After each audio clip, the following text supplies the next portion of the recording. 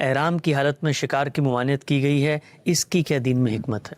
حرمت قائم رکھنے کے لیے، یعنی آپ اللہ کے گھر کی طرف جا رہے ہیں، اس وجہ سے کسی جاندار کو آپ نقصان نہیں پہنچائیں گے، تاکہ آپ کو معلوم ہو کہ جان، مال اور آبرو کو کیا حرمت حاصل ہے۔ اس چیز کو ذہن میں راسخ کرنے کے لیے یہ پابندیاں لگا دی گئی ہیں۔ اللہ کی نظر کے لیے اپنے آپ کو پیش کر رہے ہیں۔